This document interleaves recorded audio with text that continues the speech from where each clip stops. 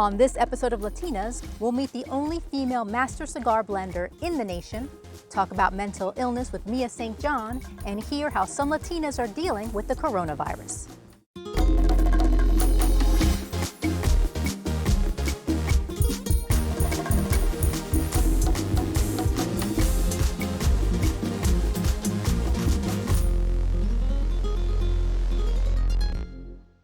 Welcome to Latinas, the show that's all about nuestras mujeres in the Latinx community.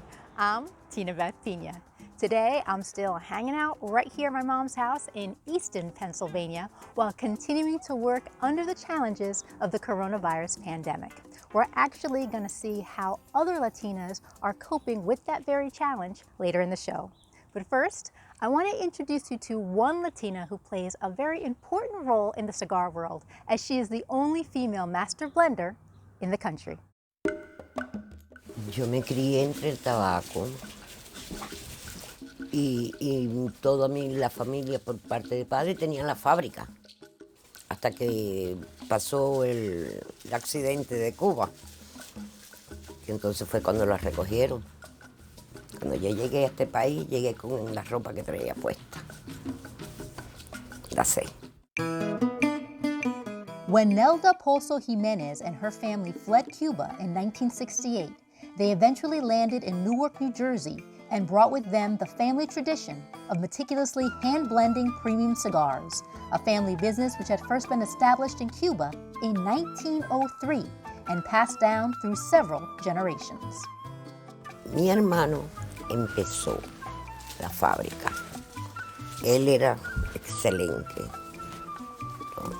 Pero se me enfermó y entonces yo continué el negocio.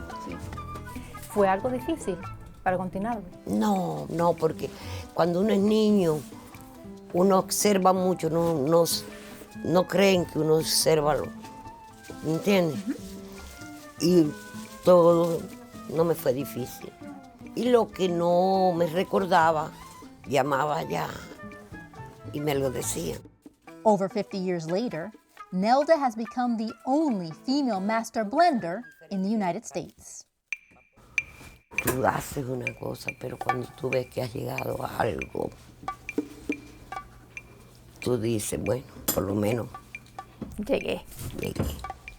I'll tell you what, she's a matriarch, and she has more energy than any young person I've ever seen. And every day she gets up, and it's with a passion.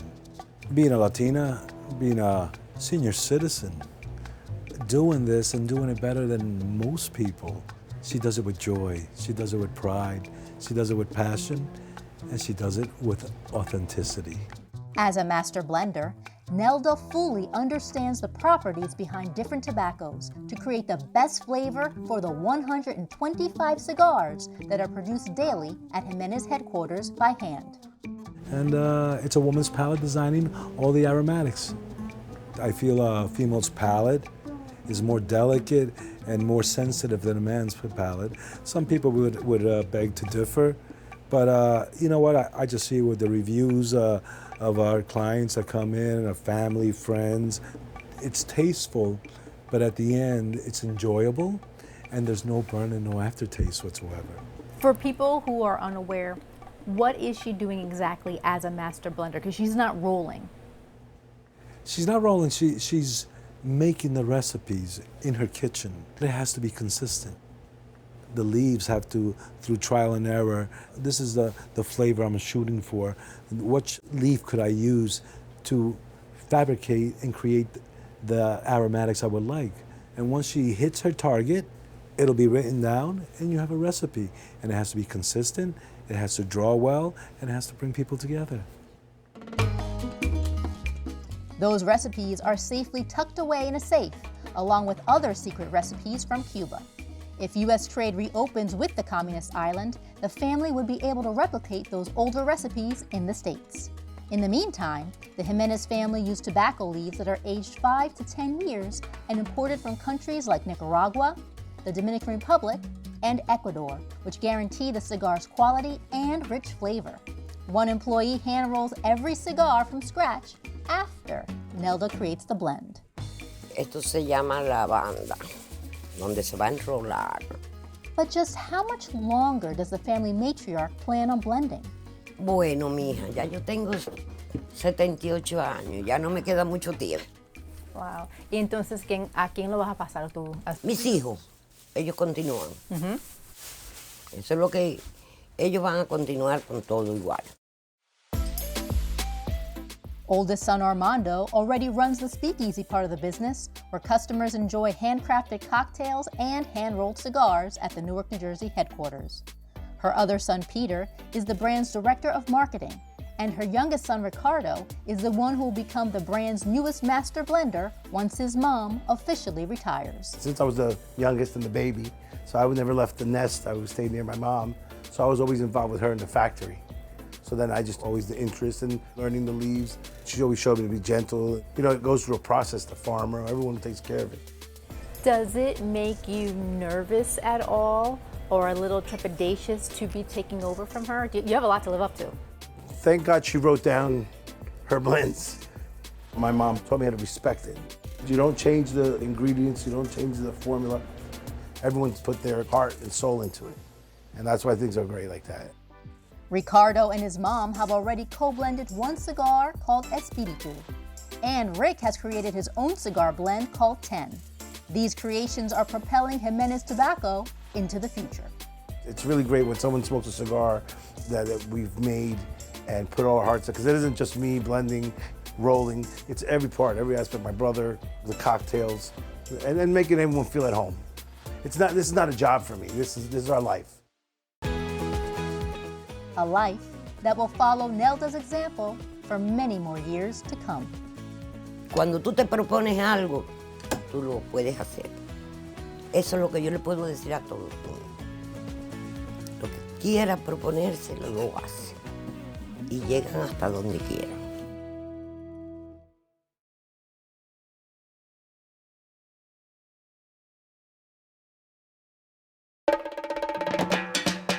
May is Mental Health Month, and according to the National Alliance on Mental Illness, approximately 33% of Latinx adults with mental illness are treated annually, compared to the U.S. average of 43%. Without treatment, certain mental health conditions can worsen or become disabling, and the COVID-19 pandemic isn't helping. Judith Escalona spoke to two Latinas active in our communities nationwide who shared with her how they are helping Latinx families cope. Mia St. John seemed to live a charmed life. Born poor to an immigrant Mexican family, she rose to become a 5-time world boxing champion and to marry a soap opera star. Sorry for the interruption. But her picture-perfect life was shattered when their son unexpectedly died, an apparent suicide at the age of 24. Diagnosed as a schizophrenic and undergoing treatment at a reputable mental institution, her son, St. John believed, was on his way to recovery when she learned the news of his suicide. When I lost my son, I felt like I did not want to live anymore. But if I had to live, the only way I could live is to help others like my child. St. John has organized campaigns to help Latino and Black youth. She has addressed Congress, and she has raised millions of dollars to bring awareness of mental illness in communities of color. Started a program in East LA for kids who were delinquent or involved in gangs, and we had education there, but we needed to do something to get them out of the gang, so I started a boxing program. I built a center in Palm Springs, and then a lot of these kids, we call them juvenile delinquents, but they're really not. They're suffering from mental health issues. Take away the celebrity glitz, the money and media, and what remains is a situation that many Latino families are confronting. It's like anything, if you don't treat it early on, it's going to become more problematic as you age. You want to have a good understanding. You want to have a toolbox full of coping mechanisms. The entire family needs to be able to adjust, to be able to work with that identified family member that has a mental illness. Dr. Elizabeth Figueroa has been serving the Latino community of New York City as a social worker and psychotherapist for over 30 years. When I work with young people, I want them to understand that there may be a genetic or biological component that has put them at risk for mental illness. And that means normalizing mental health issues. The adolescent and his or her family begin to see mental illness as a medical condition, reducing, if not eliminating, the stigma and shame. For some people, mental illness will be episodic. It will be about some trauma that has occurred in life, and with treatment, they'll be able to surpass it. But for other people that have a severe mental illness, those people will probably require treatment for most, if not all, of their life. According to Figueroa, the lack of insurance is the biggest barrier to delivering care to the Latino community. But it's also a matter of recruiting Latino therapists who are Spanish language proficient. We may get a child or an adolescent that is English proficient, but if you have a parent that's not English proficient, that is a family that needs a Spanish-speaking therapist. There's been a growth in the hiring of Latino therapists, but that's created new challenges. They're overloaded with cases, and that will only worsen with the spread of the coronavirus. Judith Escalona for LATINAS.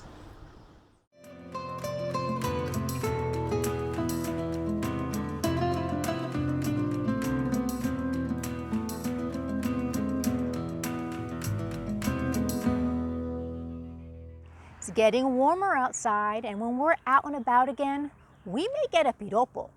We could call it a compliment, but we all know it's really just a catcall, one of those unwanted comments or gestures from a stranger on the street. But is it right? Let's see what producer Diana Vargas found out. Data shows that almost every woman has had some kind of catcalling interaction before they are 20. As a Latina, I have. Do we really enjoy the so-called piropos? Am I a bad feminist because I sometimes enjoy being catcalled? Does our point of view change with age and the generation to which we belong? Hey, baby, look at me. God bless you. Have a good day, right? The piropo or catcalling has many shapes and forms. It can be harassment if it's not properly stated, or if the person giving you a piropo cannot read your body language. Ay, ay, ay, mamacita linda. Sí, como lo meneas lo bates. Qué sabroso chocolate. But it can also be almost a form of popular art. I can think, for example, of a piropo that I once heard. Bendita sea la oveja de que sacaron la lana para hacer la sotana del cura que te bautizó, niña. That's almost poetry. Bruta. Mira nomás que chamorro tan lindo. A piropo, from like a Latina point of view, like I know it's supposed to be something that is nice. We're giving you a compliment, but the way it gets utilized here, it kind of gets appropriated into something kind of ugly sometimes, where it just comes out as catcalling. Like, it will literally sometimes, I will have a man just go, I'm like, I'm not a cat. Like, that's not a piropo. That's not even catcalling. It's like, I don't know what you're doing. Oh, hey, Fresh Thing, what's up? What's up? Fresh Thing. I got what you want, baby. I got what you want. I'm more used to piropos or catcalling that, let's say, an American woman, because it's something that you experience almost on a daily basis sometimes in Latin America. But living here, I changed my views on catcalling because I think it's harmful. Overall, I think it's a way of men to objectify women. Hey, what's the rush, legs? Hey, she got some legs, don't she? If it's during the day and someone's just like, oh, nice dress. But usually that's a woman just like complimenting on the dress and they want to know where it's from, versus like a man who usually does it at like 12 a.m. at night, where I'm like, I am super uncomfortable right now. Your piropo is not working for me. Do not talk to me. I don't know you. You're a stranger. And then they get mad. Delivery is super important because sometimes people fall flat with their compliments and it's just like, this is awkward now. Because the mystery is part of the art of the piropo. The person delivering the piropo has to read you. So I think there's like this weird translation that I know what it means and I know what your intentions are, but it doesn't come out nice. Like, I don't feel nice. I don't feel good when you do that. Catcalling, in the end, it could lead to the Harvey Weinsteins, to the Brett Kavanaughs, to the Trumps of the world. Is it harassment to call someone out? I don't think it should be. I think it should be a conversation. Like, hey, I feel what you did made me uncomfortable. I'm a mother, I have 2 boys, and I think we do have to have a conversation about catcalling, to put the issue out there and hopefully change it. The key here is that the piropo is considered a male privilege. And I have wondered, why can't women also say piropos to men? That hasn't happened. Toda la noche, ya toda tu te con mi toda la Diana Vargas for LATINAS. mi amor. Hello everyone, hello Latinas, I am Laura Gomez. I was asked what type of activities I've been doing to keep myself sane during the quarantine. I have set up a time where I write. It doesn't mean that it's always as productive. Sometimes it's a line, sometimes it's a page. I also have a writing group, so that's been a plus. I did have a circumstance that was very difficult. My mother tested positive for the virus and some family members have some of the symptoms. So those were very difficult days. They're all doing much better now, so it's better. But I implemented meditation to my daily practices because it just helped me relax. I have been watching classics because I'm a film junkie, and for some reason old movies kind of take me away from my mind and my worries. And last but not least, we have the gift of technology. So have some virtual coffee or happy hour with your friends and stay connected. And remember that, yes, these are difficult days. Yes, we have to be aware, but we also have to stay positive and remember that you're not alone. We're in this together, and this too shall pass. Relationships are a necessary part of healthy living, but there's no such thing as a perfect relationship. Did you know that 1 in 3 Latinas have experienced domestic violence in their lifetime, and that 50% of Latinas who experience abuse never report it? Our Latina Generation Z panel is back to tell us how important it is for everyone to exactly understand what a healthy relationship is. And that's today's Caliente Caliente. When it comes to unhealthy relationships, we don't have a lot of education on what does unhealthy versus healthy looks like. Just because I've experienced it firsthand, knowing someone who unfortunately passed away because they were in a domestic violence situation. And it never occurred to her that this was happening to her. She loved him. But it's clear the man did not love her in return. I have that same experience that I don't actually know what a healthy relationship looks like. My aunts, getting pregnant early, most of them are with the man that they were pregnant with, but none of them are married. None of them are married. All of their relationships are domestic violence. Most of them are unhappy in their relationships, unhealthy relationships.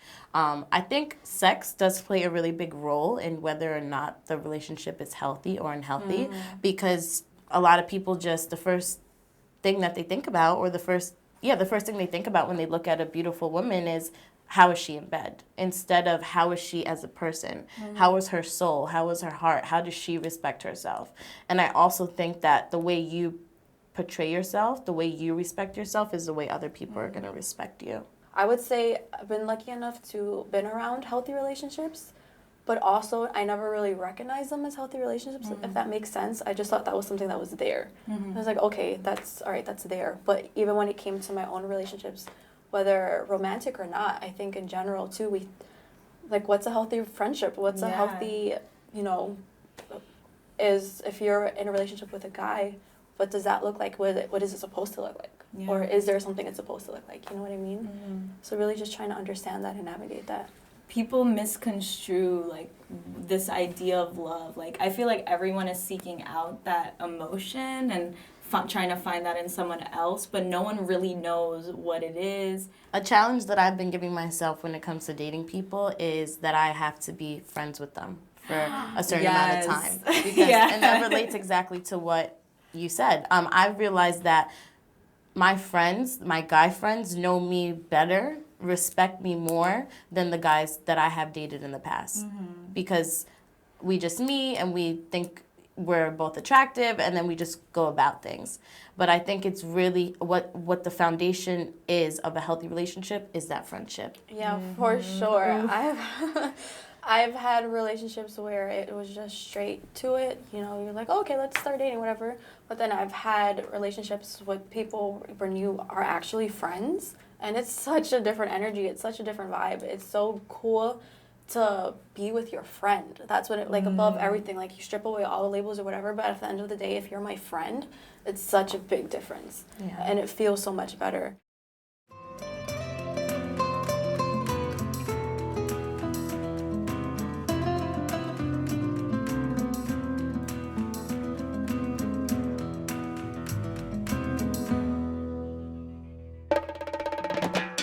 Puerto Rico-born physician Dr. Antonia Novello is the first woman and first Hispanic to be named Surgeon General of the United States. Her appointment came after nearly 2 decades of public service at the National Institutes of Health, where she was instrumental in drafting national legislation for organ transplantation. Dr. Novello was diagnosed with an abnormality of the large intestine at birth and suffered from the painful condition throughout her childhood. It was eventually surgically corrected, and that condition inspired her to become a doctor. As a physician, Dr. Novello brought national attention to health problems that were especially prevalent to the Latinx community. Dr. Novello has received numerous awards and honorary degrees in recognition for her public service, including being inducted into the National Women's Hall of Fame. Dr. Antonia Novello is today's Bad Ass Latina. The coronavirus pandemic hasn't stopped Lavinia Solano from doing what she loves. The professional balloon artist and face painting Boricua uses her work as a form of art therapy. And even with the pandemic, she's busy taking orders and safely making personal deliveries of her balloon creations. Elena Romero tells us why she's today's Latina on the rise. PCA, how can I help you? There are very few people who don't know Lavinia Solano, an alum and adored college assistant at the College of Staten Island's Performing and Creative Arts Department. I work here part-time. It allows me to still be really creative and still gives me that avenue where I get to help students. We still get to be on campus, but also do all that crazy creative stuff on weekends. What Solano is referring to is her entertainment business, where she transforms into a one-of-a-kind performance artist, specializing in face painting, body painting, and balloon twisting and sculpting.